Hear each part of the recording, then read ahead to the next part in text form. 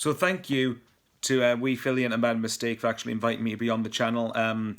Privilege that they see me as something more than just waffling and spouting crap over and over again. But anyway, let's talk about Sunderland because, in terms of the transfers, there really hasn't been that much going on.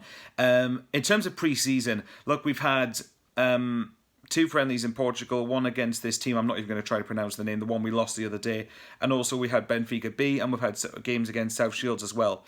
We've conceded 1 goal in 3 games, so at least it's a decent-ish habit to get into.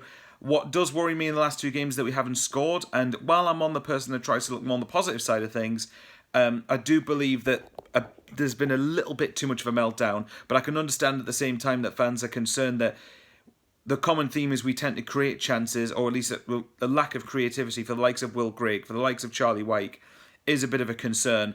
So, and I'll get onto transfers again in a moment, and I'll get on transfers in a second, but that reinforces the need for a creative attacking midfield player for me. Someone like Marcus Maddison would have been ideal, but when you look at the one-in, one-out policy, and when you look at the finances, and particularly the article that was going up a couple of weeks ago about the finances of the club on Roker Report, when it doesn't look like we're going to see anyone. It doesn't look like we're going to spend and splash out huge amounts of money. What I would say is I would try and go for Ethan Oztumer, who is apparently links with a move away from Bolton Wanderers, obviously, and I do quickly feel sorry for Bolton fans because of the state their club's in there. But what I do think is if he's available, if he's looking to leave the club, and there's a chance that he'll either be available for a low price or he'll be available for a free transfer. I mean, obviously you've got to pay for wages, fees, and so on. But why not go for him then? Ethan Oztumer was someone we were interested in a year ago, and he went to Bolton, but they were in the Championship at that point. Now we're probably ahead of them in the pecking order, so why not go for Ethan Oztumer there? Anyway, in terms of transfers, I'll quickly assess what I think so far, and we'll go for it from there. I think that McLaughlin, a couple of years ago when he was in League One, was in Team of the Season, so I think that's a good bonus. Clearly shows he must be very good for this league, and obviously he's been in the Championship since then, although however many appearances he's made, I really don't know. Lee Burge. Mixed things from Coventry fans, but obviously Coventry are a fairly big club for League One, certainly for the lower divisions anyway. So Lee Burge, not bad, as long as McLaughlin stays free of injury, on good form, and obviously doesn't leave and isn't suspended or anything, then yeah, chances are Lee Burge will get his run in the Checker Trade Trophy games, which I wouldn't prioritise this year, by the way. I think we need to almost kind of sack that off and try and make sure that we get promotion, but everyone will have a different opinion to me on that. And then obviously the signing is Jordan Willis. If you know that last year, even though apparently we were one of the better teams defensively in the league, if you look at the stats, but there were times where we did look very, very, very shaky, like the camera is right now, sorry. There was times where we did look very shaky, and I think that Jordan Willis, yes, he's not exactly 6 foot or anything, but apparently that doesn't really bother him. It doesn't impact his game too much. So yeah, I think we've signed. I think based on the fact he's got a bit of pace as well. Apparently, we've signed a pretty good player, so that's a start. In terms of transfers I'd want to see another centre back. That Ben Hannigan, I think his name is, from Sheffield United, who was on loan at Blackpool last year. He's someone that we should be busting a gut to try and sign, and we may very well be doing it.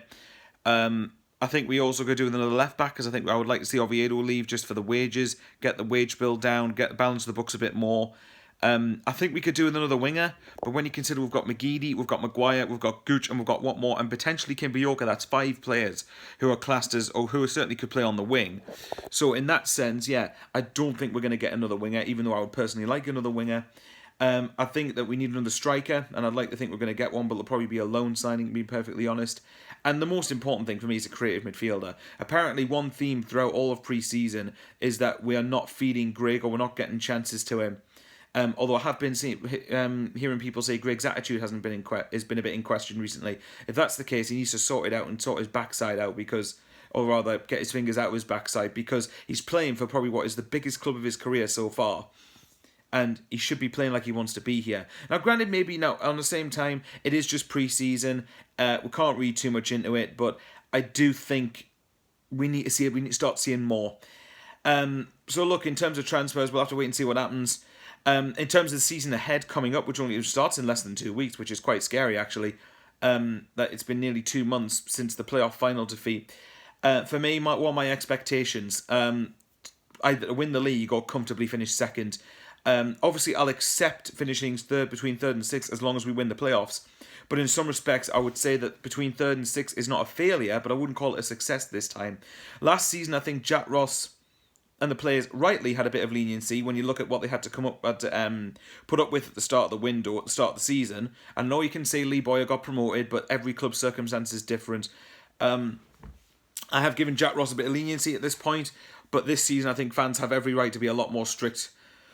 Pardon me, a lot more strict with their expectations, because we shouldn't be in this league to begin with. And that's not saying we're a club where we have an entitlement to not be in this league. No, it means that there's a fair expectation from Sunderland fans to A, not be in this league in the first place, and B, if we absolutely have to be in it, to make sure we convincingly get out of it. Hopefully the squad looks much more settled, and hopefully that's a big advantage. But I would give Jack, I don't know what you guys think, but I would give Jack Ross the first 10 or so games of the season, just my opinion, first 10 or so games of the season, first 10, 15 games, see where we are, and if we're not looking convincing, then consider changing. Because Jack Ross himself will know we're under a lot more pressure this year to deliver. I think it was a failure not to get promoted last year, but at the same time, this year, there was leeway last year. This time, there's absolutely no excuses. We should be going out there and we should be blitzing opponents in this league. We should be getting them all the likes of the Scunthorpes, the Rochdale results, the Southend scorelines at home. Anyway, we should be getting those type of results at home quite regularly. So look, guys, Lovies and Levies there. Hopefully, there's some business going on behind the scenes, and I'm pretty sure there will be.